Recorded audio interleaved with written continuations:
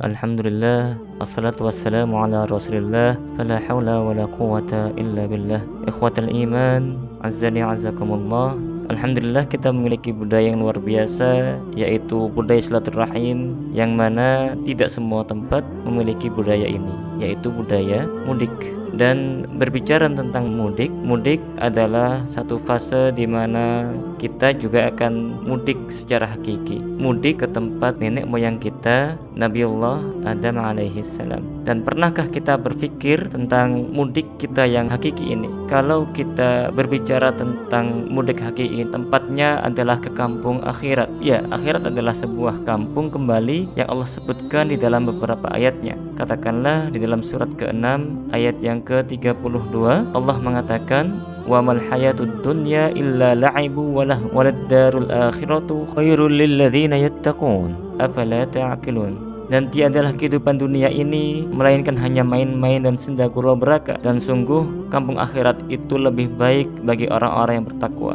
Maka tidakkah kamu memahaminya? Dan menariknya lagi, dalam tempat yang lain Allah juga mengatakan hal yang serupa tentang ad-darul akhirah. Katakanlah dalam surat yang ke-7 ayat 169 dan surat yang ke-10 ayat 109. Allah mengatakan, wad-darul akhiratu khairul lil ladzina yattaqun afala ta'qilun. Ujung ayatnya ini memiliki kesamaan, yaitu afala ta'qilun. Tidakkah kamu memahaminya? Tidakkah kamu memikirkannya? Maka marilah kita sejenak berpikir tentang mudik hakiki ini.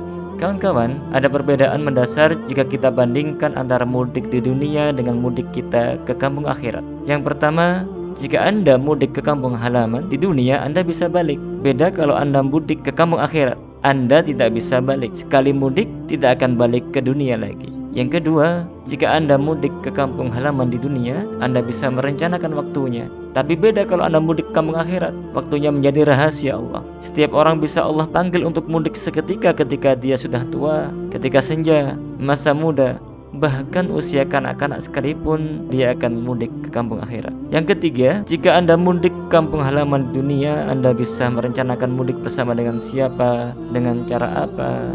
Namun bila Anda mudik ke kampung akhirat, Anda tidak akan dapat merencanakannya. Bisa saja Anda dipanggil sendirian atau bersama dengan rombongan. Kemudian perbedaan yang keempat, tidak semua orang akan mudik ke kampung halaman di dunia karena bermacam alasan. Karena tidak ada uang, tidak ada kampung halaman, atau karena terhalang suatu musibah atau wabah tertentu. Tapi semua orang pasti akan mudik ke kampung akhirat tanpa alasan. Muslim ataupun kafir, kaya maupun miskin, sehat maupun sakit, di dalam medan pertempuran atau di atas ranjangnya. Yang kelima, perbedaan dari mudik di dunia dan kampung akhirat adalah orang yang mudik di dunia memiliki tujuan beragam, ke rumah orang tua, ke rumah mertua, saudara, atau sekedar rekreasi. Namun orang yang mudik ke akhirat hanya dua tujuannya. Tujuan terbaik adalah ke surga, ke tempat moyang kita Nabi Adam alaihi salam, dan tujuan kedua adalah ke neraka, wal'iyadzubillah. Namun di balik perbedaan-perbedaan itu ada pula persamaan antara mudik ke kampung dunia dengan mudik ke kampung akhirat. Yang pertama adalah baik mudik ke dunia maupun ke kampung akhirat sama-sama perlu dipersiapkan bekalnya. Dan yang kedua, persamaannya adalah bekalnya harus sama-sama takwa. Dan luar biasanya kita sama-sama telah melalui rangkaian ibadah di bulan Ramadan. Oleh karenanya Allah telah menjadikan ibadah puasa